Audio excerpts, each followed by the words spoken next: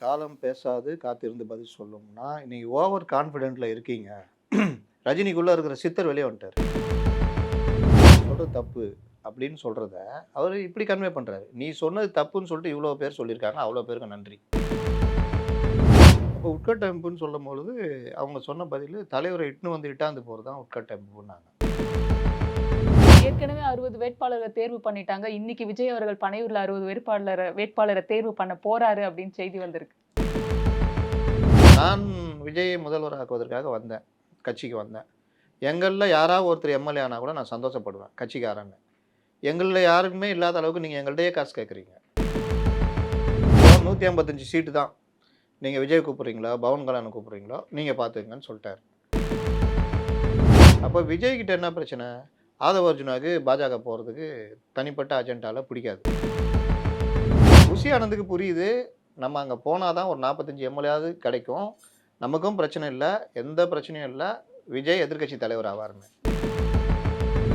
ரொம்ப இன்னும் டீப்பா சொல்லணும்னா 96ல வைகோ என்ன தென்னாவட்ல என்ன இதுல இருந்தாரோ, அதே மைண்ட் செட்ல இன்னைக்கு விஜய் இருக்காரு. வி. சண்முகம் அவர்களுடைய பேச்சு வந்து கண்டனத்துக்குரியதா எல்லாருமே கண்டிச்சிருக்காங்க. அது அப்படிதான் இருக்கு. விஜய்ட்ட பேசுறாங்க, விஜய்ட்ட இது பண்றாங்க. அதே மாரி செந்தில் பாலாஜிய வர வைக்கிறாங்க. செந்தில் பாலாஜிட்ட ஸ்டேட்மெண்ட் வாங்குவாங்க. நாளைக்கு ஏதாவது ஒரு பிரச்சனைனா, அது விஜய்க்கு எதிரா கூட மாறும்.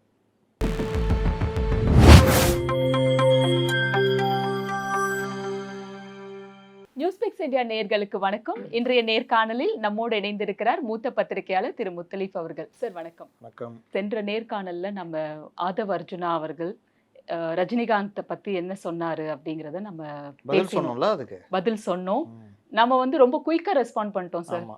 எல்லாரும் ரெஸ்பாண்ட் பண்ணது ரொம்ப லேட்டு. லேட்டு. நேற்றைய தினம் தான் நிறைய அரசியல்வாதிகள் அத பத்தி பேச ஆரம்பிச்சிருக்காங்க. நயினா நாகேந்திரன் உட்பட எடப்பாடி தான் கடைசியா ட்வீட் பண்ணாருன்னு நெனைக்கிறேன். எடப்பாடி அவர்கள். அப்புறம் இன்னைக்கு வந்து ரஜினிகாந்த் அவர்களும் வந்து ஒரு அறிக்கை குடுத்திருக்காரு. சித்தரே லைன்ல வந்துட்டாரு. ம். காலம் பேசாது ஆனால் காத்திருந்து பதில் சொல்லும் அப்படின்னு சொல்லியிருக்காரு. இதுக்கு அர்த்தம் என்ன? எப்படி புரிஞ்சுக்கிறது?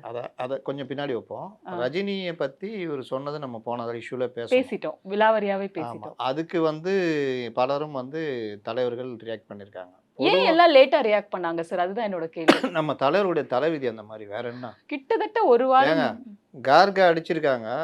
3 நாள் பொறுத்து மெயின் ஸ்ட்ரீம் மீடியால வருது. மெயின் ஸ்ட்ரீம் மீடியாக்கள் இந்த லட்சத்துல இருக்குது. நானு முந்தா நாளே போட்டேன். அப்படி இருக்கும்போது தலைவர்கள் பரபரன்னு இருக்கிற தலைவர்னா கலைஞர், ஜெயலலிதா முடிஞ்சிச்சு. இப்ப யாரும் அந்த மாரி இல்ல. எடப்பாடி கொஞ்சம் நம்பிக்கை தர்றாரு. அப்ப அவர்கள் டீம் பரபரன்னு அவங்க டீம் வச்சுக்கணும். அது யாருமே இப்போ இல்ல. விஜய் கிட்ட பெரிய மைனஸே அதுதான். இவங்களும் அந்த ரிசர்ச் டீம் வைக்கணும். ரிசர்ச் டீம்ன்ற பொருள இவங்க யார வைக்கிறாங்கன்னா, யாராவது 4 லேப்டாப் வச்சுட்டு 4 பேர் வச்சுக்கிட்டு கொஞ்சம் சீன் போடுறான்னா, அவனெல்லாம் நம்பிடுறாங்க. அப்ப அவன் லெவல்ல தான் அவன் பண்ணுவான். ChatGPT போவான், Gemini போவான். அவனுக்கு பழைய வரலாறு இப்போ ஒரு விஷயம் நடக்குது. அதோட சேர்ந்து கனெக்ட் பண்ற அந்த மைண்ட் இருக்குல்ல. அது உங்களுக்கு அனுபவத்து அடிப்படையில தான் வரும். அந்த மாரி இருக்கிற ஆட்கள் ரொம்ப கம்மி. அவர்களையும் இவங்க பயன்படுத்த மாட்டாங்க. இதுதான் பிரச்சனை. இப்ப தலைவர்கள் எப்படி இருக்காங்க? தலைவரே அப்படியே போறீங்க. அந்த பைக்காரன் நல்லா வீலிங் பண்றான். 17,00,000 ஃபாலோவர். ஐயோ! 17,00,000 ஆமா. அவங்க கூட அப்படியே பின்னாடி உட்கார்றீங்க. அவனுக்கு நீங்க லைட்டா புத்திமதி சொல்ற மாரி வீலிங் எல்லாம் பண்ணாதீங்கப்பா அப்படின்னு சொல்றீங்க. அதோட டேக் ஓவர் ஆயிடுது. வந்துடுறோம் அப்படின்னோனே இதான். ஓகேவா? ஷார்ட் ஓகேவா? என்ன ட்ரெஸ் போட்டுக்கலாம்? அதே காக்கி பேண்ட் வெள்ள சட்டை தான் அப்படின்னாங்க. ஏம்பா இதையே டெய்லி போட சொல்றீங்களா? ஸ்கூல்லயே எனக்கு வெறுப்பா இருந்ததுப்பா அப்படின்னா, இதான் அவர் போடுறாரு. அவருக்கு எவ்வளோ ஃபாலோவர்ஸ் தெரியுமா? நீங்களும் அதே தான் போடணும். இந்த லெவல் தான் இன்னைக்கு தலைவர்களுடைய அந்த நாலேட்ஜ் லெவல் இருக்குது. என்ன பண்ண முடியும்? சார் அந்த அறிக்கையில அவர் சொல்லியிருக்காருல்ல, காலம் பேசாது ஆனால் காத்திருந்து பதில் சொல்லும் அப்படின்னு இத எப்படி புரிஞ்சுக்கிறது? காலம் பேசாது காத்திருந்து பதில் சொல்லும்னா, நீங்க ஓவர் கான்ஃபிடென்ட்ல இருக்கீங்க. ரஜினிக்குள்ள இருக்கிற சித்தர் வெளிய வந்துட்டாரு. சித்தர் தான் தெரியும்ல அவரு. சார் ஆனா ஒரு விஷயம் அந்த அறிக்கைய பார்க்கும்போது எனக்கு தோணுச்சு சார். அதுல வந்து அவரு என்ன மெசேஜ் சொன்னத விட நெறைய பேருக்கு நன்றி சொல்றது தான் அதிகமா இருந்தது. யாரெல்லாம் என் ஒரு கூட ஒரு நின்னாங்களோ விஷயத்த கன்வே பண்றது இருக்குங்க. நீ சொல்றது தப்பு அப்படின்னு சொல்றத, அவரு இப்படி கன்வே பண்றாரு. நீ சொன்னது தப்புன்னு சொல்லிட்டு இவ்வளோ பேர் சொல்லியிருக்காங்க. அவ்வளோ பேருக்கு நன்றி. அது அப்படின்னா என்ன ஒண்ணு அர்த்தம்? கூட நமக்கு சப்போர்ட் பண்ணா நன்றி சொல்லணும்ன்ற ஒரு பண்பு இருக்குன்றத ஒரு கல்ல 2 மாங்கா. அ இவ்வளோ பேருக்கு நன்றி. அவங்க என்ன சொன்னாங்கன்னா, நீ சொன்னது தப்புன்னு சொல்லியிருக்காங்க. நான் சொல்லல. இது இது அவருடைய வே ஆஃப் ஸ்டைல். இன்னொன்னு அவருக்குள்ள ஒரு சித்தர் இருக்கார்ல, அந்த சித்தர் வெளிப்பட்டிருக்கு. அவர் ரொம்ப கம்மியா தானே பேசுவாங்க. பெரிய விஷயத்த கம்மியா பேசுவாங்க. சின்னதா. அதுதான் காலம் பதில் சொல்லாது. காலம் பேசாது. காத்து இருந்து பதில் சொல்லும். காலம் ஏன் பேசாது? நீங்க ஆடுறீங்கல்ல, இந்த ஆட்டெல்லாம் நீங்க நிரந்தரம் பெரிய லெவலு, நமக்கு மக்கள் நம்பிக்கை இருக்குன்னு நெனைக்கிறீங்க. ஆனா வர்ற தகவல் அது இல்ல. அது உங்களுக்கு உணர்ந்து கொள்ற நிலைமையிலும் நீங்க இல்ல. சொல் புத்தியும் இல்லை, சுய புத்தியும் இல்லை. அப்போ நீங்க எல்லாரும் நம்மள தான் ஆதரிக்கிறான்னு நெனைக்கிறீங்க. அவங்க யாருமே உங்கள சொல்ல மாட்டாங்க. இதுதான் சூழ்நிலை. அந்த காலம் பேசாதுன்றது. ஆனால் காத்திருந்து பதில் சொல்லும். என்ன? நீ வந்து உன்னுடைய இன்ஃப்ராஸ்ட்ரக்சர் சரியில்ல, எதுவுமே சரியில்லன்றது, தேர்தல் நேரத்தில நீங்க அந்த மக்களுக்காக என்ன பண்ணீங்க? அவங்க பக்கம் நின்னீங்களா? எந்தெந்த விஷயம் எல்லாத்தையும் மக்கள் பார்ப்பாங்க. அப்போ காத்திருந்து பதில் சொல்லும். அது எல்லாமே அடங்கும்.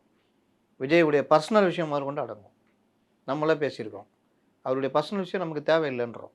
ஆனால், அவரு அத பத்தி கூட கவலைப்படாம அடுத்து ஒரு வேல பண்ணார்ல. அது அவரு யார பத்தியும் கவலைப்படல. என் சுயநலம் மட்டும் எனக்கு முக்கியம். கட்சிய பத்தி கவல இல்ல, கட்சி தலைவர்கள பத்தி கவல இல்ல, தொண்டர்கள பத்தி கவல இல்ல, யார பத்தியும் கவல இல்ல. கட்சியுடைய இமேஜ் பத்தியும் கவல இல்ல. அப்போ இந்த மாரி விவகாரங்களுக்கு காத்திருந்து பதில் கிடைக்கும். பாத்துக்க ராசா, போராடாதீங்கன்றது தான் அதோடைய அர்த்தம். ரஜினிகாந்த் அவர்களுடைய ஸ்டேட்மெண்ட் இத வந்து ரஜினிகாந்த் ரசிகர்கள் எப்படி புரிஞ்சுப்பாங்க? இதோட இம்பாக்ட் டிவிகே மேல எப்படி இருக்கும்? பொதுவாவே தாவேகா மேல ரஜினிகாந்த் ரசிகர்கள் ஏத்துக்கவே மாட்டாங்க. 2 பேரும் எலியும் பூனையும் தான். பொதுமக்கள் இந்த விஷயத்த எப்படி பார்ப்பாங்க அப்படின்னு. அப்போ ஆதவ அர்ஜுனா செய்த தவறு ரஜினியை தேவையில்லாம உள்ள இழுத்தது. அப்போ ஒருத்தர் ஒதுங்கி போறவர வாய்ஸ் குடுக்க வைக்கிற மாரி இது மாறுது. அப்போ அவரு இந்த வார்த்தை காலம் பேசாது, காத்திருந்து பதில் சொல்லும்னா, நீங்க ஒண்ணுமே இல்லடா. உங்களுக்கு உங்களுடைய கல எதார்த்தமே உங்களுக்கு தெரியல. நீங்க தானா புரிஞ்சுக்கிங்க. அப்போ உங்களுக்கு பதில் வரும்ன்ற மாதிரி. அவரு இன்னொன்னு ஒரு மெசேஜ் சொல்றாரு பார்த்தீங்களா? முழுவதுமே இந்த சைடு இருக்கிறவங்களுக்கு நன்றி சொல்றாரு. எடப்பாடி பழனிசாமி, நயினார் நாகேந்திரன், அர்ஜுனமூர்த்தி இப்படி வராரு. இது எல்லாமே என்னன்னா, பொதுவான வாக்காளர்கள் மற்றவர்கள் வந்து தாவேகாக்கு எதிர்ப்பா இப்ப ரஜினி குடுக்குற இந்த மாரி வாய்ஸ்கள் எல்லாமே என்டிஏக்கு சாதகமா போற மாரி இதாகும். இது வந்து தேவையில்லாமல் ரஜினியை ஆதவ அர்ஜுனா உள்ள இழுத்த கதை. ஏற்கனவே ரஜினிய வந்து விஜய் ரசிகர்கள் தேவையில்லாமல் அ இது பண்ணுவாங்க. அது ஒரு பெரிய காக்கா, வார் கழுகு ஓடிட்டு இருக்கு. கதையெல்லாம் போச்சு அப்ப. அது ஒரு இது.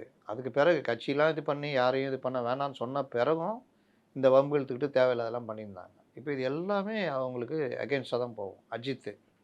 அஜித் ரசிகர்கள்.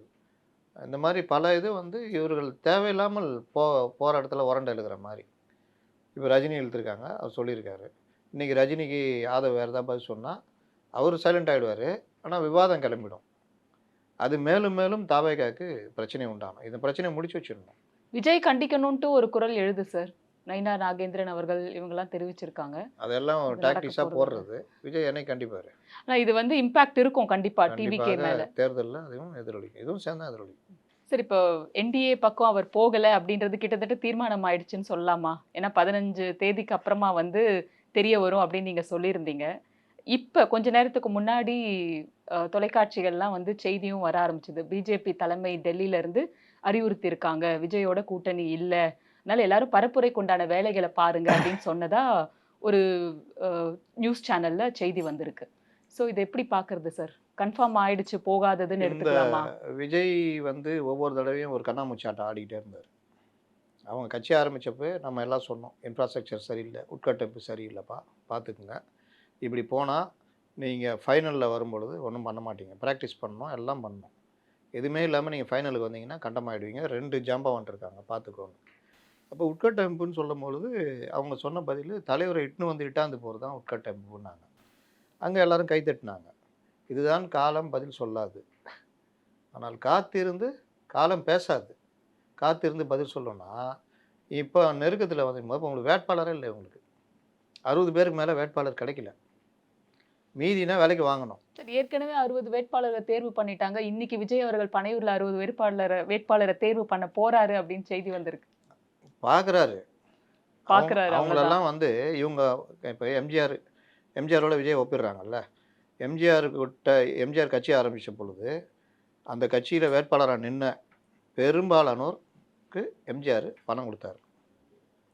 எல்லாருமே கடைநிலை லெவல்ல இருந்தாங்க. இன்னைக்கு இருக்கிற செங்கோட்டையன்லேருந்து, திருநாவுக்கரசுலேருந்து, விஜயசாரதின்னு 26 வயது இளைஞன், அவன மினிஸ்டர் ஆக்குனாரு. முத்துசாமி 28 வயது இளைஞர், அவர மினிஸ்டர் ஆக்குனாரு. ராகவானந்தம் அது இதுன்னு. யாருமே பெரும் பணக்காரர்கள் கிடையாது. ஒரு மதியதர இது. அன்னைக்கு தெரிஞ்சு செலவு பண்ணக்கூடிய லெவல்ல கூட இல்ல. எம்ஜிஆர் செலவு பண்ணார். சில பேர் நல்ல வசதி படைத்தவர்கள ஒரு 2, 3 தொகுதி பார்த்துக்க சொன்னார். ஆனா, அதே மாரி தான் திமுகவும். எவ்வளோ செலவு பண்ணுவோன்னு தான் கேட்பாங்க திமுகல. இவங்க எவ்வளோ குடுப்பேன்னு கேட்குறாங்க.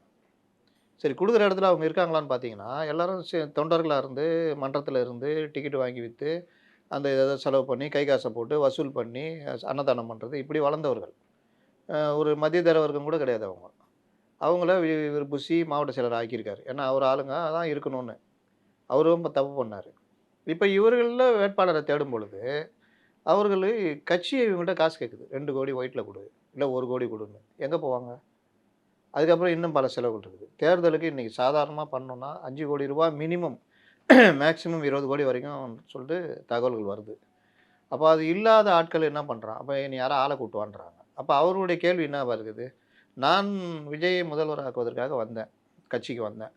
எங்கள்ல யாராவது ஒருத்தர் எம்எல்ஏ ஆனா கூட நான் சந்தோஷப்படுவேன். கட்சிக்காரன்னு. எங்கள்ல யாருக்குமே இல்லாத அளவுக்கு நீங்க எங்கள்ட்டயே காசு கேட்குறீங்க. அப்போ எங்களால முடியலன்றப்ப வெளியில இருந்து ஆள கூட்டு வான்றீங்க. எங்க ஊர்ல இருக்கிற ஒரு பணக்காரன கூட்டு வந்து தாவேகாவுடைய எம்எல்ஏ ஆக்குறதுக்கு நாங்க எதுக்கு இந்த கட்சியில இருக்கணும்? இந்த கேள்வி எல்லா மாவட்ட செயலாளர்கிட்டயும் வந்திருக்கு. அன்னைக்கு அதுதான் எதிரொலிச்சது. அப்போ அவங்க வந்து என்ன பண்றாங்கன்னா, புஸ்ஸிக்கு அந்த நியாயம் புரிஞ்சிச்சு. மாவட்ட செயலாளர்களும் நம்மகிட்ட எதுவும் சோர்ஸ் இல்ல. நம்மகிட்ட இதான் பிரச்சனைன்னு. இப்ப நீங்க சொன்ன இந்த 60 பேரு கூட வந்தவங்கள்ட்ட இந்த கேள்வின்னா பாதி பேரு நாளைக்கு வரமாட்டான். ஏன்னா முடியாதுங்கன்னு சொல்லியிருப்பான். மீதி பேர யாரா ஆள கூட்டுவாங்க. இல்லாட்டி வசதி படைத்தவர்கள். இந்த 60 பேருமே கட்சிக்காரங்கன்னு நீங்க சொல்ல முடியாது. கேரண்டி குடுக்க முடியாது. யாரையாவது புடிச்சு, "தம்பி இந்த மாரி இது பண்ண நான் பண்ணிக்கிறேன் தம்பி. பார்த்துக்கிறேன் தம்பி. உங்களையும் பார்த்துக்கிறேன் தம்பி. நீங்க இது பண்ணு." அந்த மாரி வர்ற ஆட்களும் இருப்பாங்க. இவன் எப்படி விசுவாசியா இருப்பான்? ஒரு 10,00,00,000 செலவு பண்ணி, இல்ல 20,00,00,000 செலவு பண்ணி ஜெயிச்சுட்டான். இன்னொரு இடத்துல 40,00,00,000 வந்தா போயிடுவான். பணம் போட்டு பணம் எடுக்கிறது தானே. அதுவும் அந்த கட்சி பெரிய கட்சின்றப்ப அவனுக்கு லாபம். இப்ப இது ஒரு விஷயம்னு வச்சுக்கங்களேன். இப்ப இந்த விவகாரத்துல இவருக்கு நீங்க நேர்காணல்லாம் விட்டுருங்க. இவர்களுடைய இந்த தடுமாற்றம் இருக்குல்ல, நிலைமைய உணராம இப்ப என்டிஏ கிட்ட இவங்க பேசிக்கிட்டு ஓவர் ஆட்டம் ஆடுறாங்க. இது வந்து எஸ்பி வேலுமணி கூட கூப்பிட்டு பேசினதா சொல்றாங்க. 45 சீட் நாங்க தர்றோங்க. 40 பேர் நீங்க ஜெயிக்கிறது நான் கேரண்டி. நான் ஜெயிச்சு குடுக்குறேன். நீங்க மனசு மாறிட்டே இருக்கிறீங்க. அங்க போய் 75 சீட்டுன்றீங்க. அங்க பேசுறீங்க, இங்க பேசுறீங்க. இந்த தடுமாற்றங்கள், இந்த விஷயங்கள் உங்க கட்சிக்குள்ளேயும் பிரச்சனை ஓடிக்கிட்டு இருக்கு. இதெல்லாம் ஒரு இறுதிப்படுத்திட்டு வாங்க. இல்லாட்டி சிக்கலாயிடும் பார்த்துக்குங்க அப்படின்னு சொல்லியிருக்காரு. இவர் எடப்பாடி இன்னும் கோவப்பட்டு 155 சீட்டு தான். நேத்து அதான் நைட்டு ட்வீட் பண்ணேன். எனக்கு வந்த தகவல ட்வீட் பண்ணேன். இன்னைக்கு காலைல அதுதான் எடுத்துன்னு உருட்டின்னு இருக்காங்க. இப்போ 155 சீட்டு தான். நீங்க விஜய் கூப்பிடுறீங்களோ, பவன் கல்யாண கூப்பிடுறீங்களோ, நீங்க பார்த்துக்கங்கன்னு சொல்ட்டாரு. இப்ப இவங்க வந்து இல்ல இல்லங்க பேசுவோங்க. கொஞ்சம் ஒரு நாள் டைம் குடுக்கணும். புதன்கிழமை வரைக்கும் டைம். விஜய அன்னைக்கு பேசுனாங்க. வேலைக்கு ஆவல. அவருக்கு 2, 3 மைண்ட் இருக்குது. அப்ப விஜய் கிட்ட என்ன பிரச்சனை? ஆதவ அர்ஜுனாவுக்கு பாஜக போறதுக்கு தனிப்பட்ட அஜெண்டால பிடிக்காது. சிடி நிர்மல்குமாருக்கு நம்ம அங்கருந்து தான் வந்தோம். அங்க போறதுல சிக்கலு. செங்கோட்டையனுக்கு நம்ம அங்கருந்து வந்தோம். அங்க போய் நிக்கிறதுல சிக்கலு.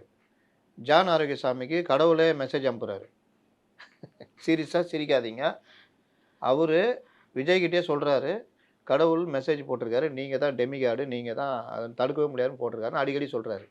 நம்மளா தான் என்ன சொல்லுவோம்? ஜான் அசோக் நகர்ல ஒருத்தர் இருக்காரு. நல்லா ட்ரீட்மெண்ட் குடுப்பாரு. நானே பேசுறேன். ஒரு 5 சிட்டிங் போயிட்டு வாங்க. ஏதோ பிரச்சனை இருக்குதுன்னு சொல்லி பண்ணுவோம். ஆனா விஜய் நம்புறாரு. விஷ்ணு ரெட்டின்னு ஒருத்தர் இருக்காரு. அவரு பெரும் பணக்காரர். விஜய்க்கும் ஃப்ரெண்டு. அங்க திமுகலயும் ஃப்ரெண்டு. அவரு எந்த பொறுப்புலயும் கட்சியில இல்ல. ஆனா கட்சியுடைய ஹை கமாண்டுகள் எடுக்கிற எல்லா முடிவுலயும் அவர் உட்கார்ந்திருப்பாரு, கூட இருப்பாரு. இது எப்படி? அப்ப இந்த மாரி இவங்க யாருக்குமே என்டிஏ போறதுக்கு இஷ்டம் கிடையாது. அப்ப இவர்களுடைய நலனுக்காக ஒரு கட்சியே காலி பண்றாங்க. புஷி ஆனந்துக்கு புரியுது. நம்ம அங்க போனா தான் ஒரு 45 எம்எல்ஏயாவது கிடைக்கும். நமக்கும் பிரச்சனை இல்ல. எந்த பிரச்சனையும் இல்ல. விஜய் எதிர்க்கட்சி தலைவர் ஆவாருன்னு. இப்பதான் புரியுது அவருக்கு. இவர்கள் என்ன சொல்றாங்க? அவர முதலமைச்சராக்க தான் நாங்க கட்சி ஆரம்பிச்சோமான்னு கேட்குறாங்க. நடைமுறை என்னன்னா, இவர எதிர்க்கட்சி தலைவர் ஆக்குனா அவங்க போனாருன்னா, இவர எதிர்க்கட்சி தலைவர் ஆக்குவாங்க. தனியா நின்னா 10 கூட ஜெயிக்காது. அது டைம்ஸ் நவ் போட்டாங்க, ஏபிபி நாடு போட்டாங்க. அதான் கிளியர் இமேஜ். 3% அப்ல இருக்குது என்டிஏ. இது பிரச்சாரம் மற்ற தேர்தல்னு போகும்போது அது 6, 7% போயிடும். இவரு 6லேருந்து 10 சீட்டுன்றாங்கல்ல, அது கூட கிடைக்காது. ரொம்ப கஷ்டப்பட்டா ஒரு 4, 5 பேர் ஜெயிக்கலாம். இதான் நிலைமை. ரொம்ப இன்னும் டீப்பா சொல்லணும்னா 96ல வைகோ என்ன தென்னாவட்ல என்ன இதுல இருந்தாரோ, அதே மைண்ட் செட்ல இன்னைக்கு விஜய் இருக்காரு. அன்னைக்கு மூப்பனார் முதல்ல வந்தது வைகோட்ட தான். அவரு முடியாத நபர் தான் டிஎம்கே போனாரு. அன்னைக்கு இந்த தென்னாவட்னால வைகோ ஒண்ணு இல்லாம போனாரு. சேம் அதே இதில் இவங்க இருக்கிறாங்க. என்டிஏ தேடி வருது, காங்கிரஸ் தேடி வருது. இவர்கள் எதற்குமே லாயக்கு இல்லாதவர்கள். இவங்கள்ட்ட ஒரு இதுவே ஓப்பன் பண்ண முடியாது. யார்கிட்ட பேசணும், இவர்கிட்ட பேசி முடிக்கலாம் அப்படின்னு நீங்கள் யாரையுமே முடிவு பண்ண முடியாது. யாருமே அதுக்கான தரமும் கிடையாது, விஜய் உட்பட. அதனால தான் காங்கிரஸ் கைவிட்டு போச்சு. ஸோ பிஜேபியும் இந்த முயற்சியை கைவிட்டுட்டாங்கன்னு நம்ம அநேகமாக எடுத்துக்கலாமா? நாளை கை விட்டுருவாங்க. நாளைக்கு வரைக்கும் அந்த டைம் இருக்குது போல். ம். கை விட்டுருவாங்க. அது இவருக்கு தான் நஷ்டம். அது இவருக்கு தெரிய மாட்டேங்குது. இதுதான் சரி, பிரச்சனை. இவரு 2 இடங்கள்ல போட்டியிடக்கூடும் அப்படின்னு உத்தேச பட்டியல்ல இன்னைக்கு ஏங்க இதெல்லாம் ஒரு தொலைக்காட்சிகள்ல மாசத்துக்கு பழைய தகவலுங்க. திருச்சி கிழக்குலயும் நிப்பாரு, இங்கே நிப்பாரு, நாகப்பட்டினம் பெரம்பூர்ல நிப்பாரு, நிப்பாரு. பெரம்பூர்ல நிப்பாரு, நாகப்பட்டினம் நிப்பாரு, இல்லாட்டி விக்கிரவாண்டில நிப்பாரு, போட்டதில் நிப்பாரு. சலிச்சு போச்சுங்க இது. நம்ம ம். மீடியாக்கள், மெயின் ஸ்ட்ரீம் மீடியாக்கள்லாம் எந்த லட்சம் நேற்று நான் போடுறேங்க 155 சீட்டுன்னு.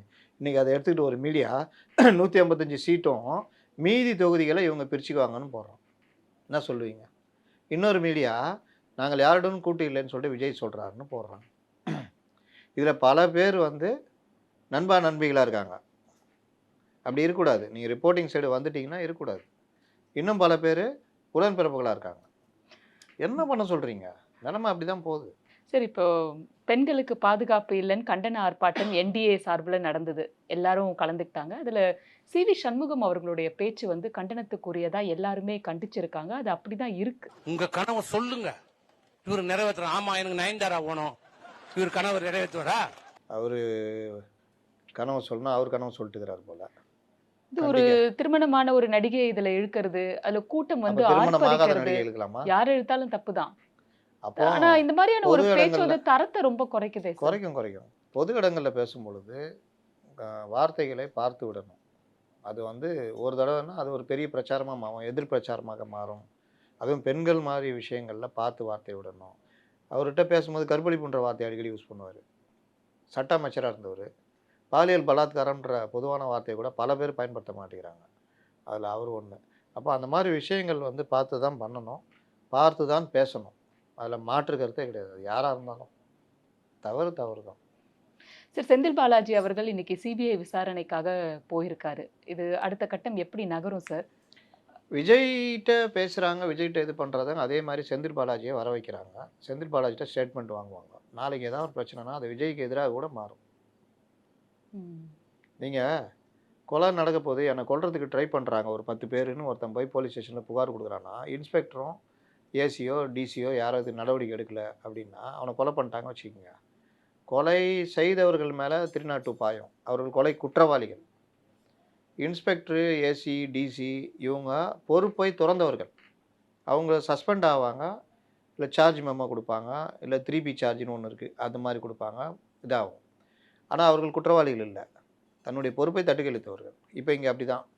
விஜய் குற்றவாளி, அந்த இடத்துக்கு தான் வருவார். ஏன்னா அவர் தான் ரேலியை ஏற்பாடு பண்ணது, அவர் தான் ரேலியில் வந்தது, அவர் தான் அந்த சம்பவத்துக்கு காரணமாக இருந்தார்.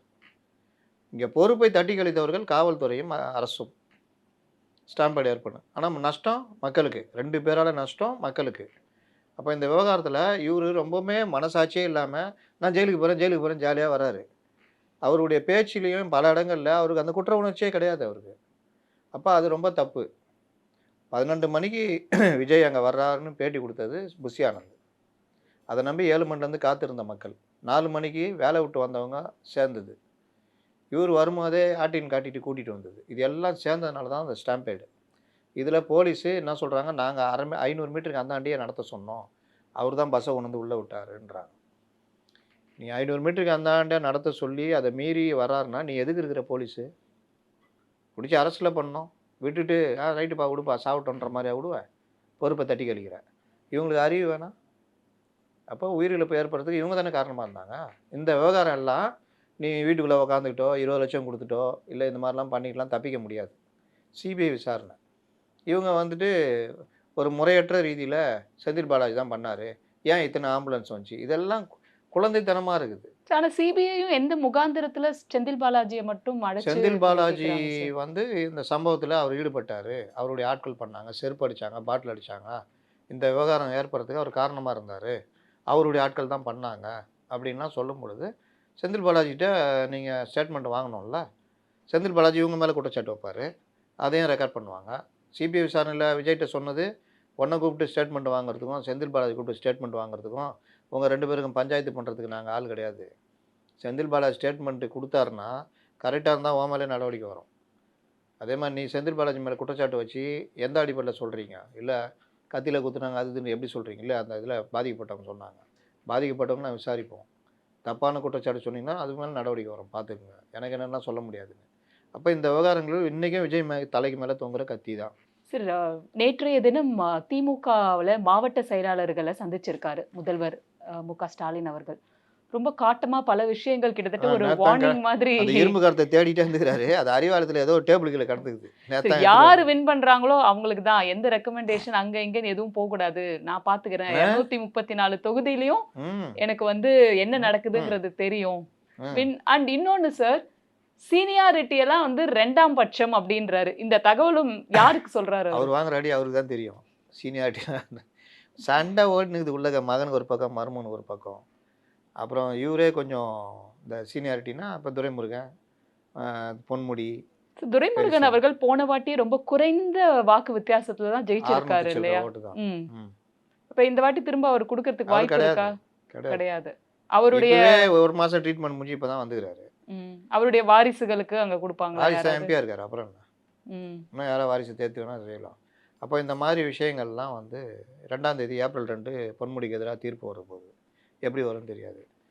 அங்கே ஏற்கனவே இப்போ டிஎம்கே ஒரு ஆளை ரெடி பண்ணிச்சு. லட்சுமணன் சொல்லிட்டு ஏடிஎம்லேருந்து போனவர். அங்கே ஸ்ட்ராங்காக இருக்கார். வன்னியர் சமூகத்தை சேர்ந்தவர், எம்எல்ஏவாக இருக்கார். அதனால் அவர்கள் அடுத்த கட்ட தலைவரை ரெடி பண்ணிட்டாங்க. இந்த மாதிரி ஐ பெரியசாமினா அவர் பையன் இருக்காப்புல செந்தில். அப்புறம் என்ன, இந்த மாதிரி அங்கங்கே காந்தியை ஓரம் கட்டுவாங்க. அவர் பையனை தான் கொண்டு வருவாங்க. அந்த மாதிரி ஒவ்வொருத்தருமே காந்தி ஓரம் கட்டுறது தான் இருக்குது. புகார்கள் மேட்ரு என்னென்னா, இந்த மூஞ்சி அங்கே போச்சுன்னா ஓட்டே கிடைக்காது. அப்போ புது மூஞ்சியை கொண்டு போகணும். அந்த ஒரு இது இவங்களும் திருப்தி அடைஞ்சு வாக்காளரும் அவர் இல்லைப்பா இந்த தடவை அப்படின்னு. அந்த மாதிரி ஒரு விஷயம். 2வது, இந்த இதில் போட்டிகள் பலமாக இருக்குது. ஆளுங்கட்சியில் போட்டி பலமாக இருக்குது. அதனால் இவர் தான் சர்வாதிகாரி இல்லை.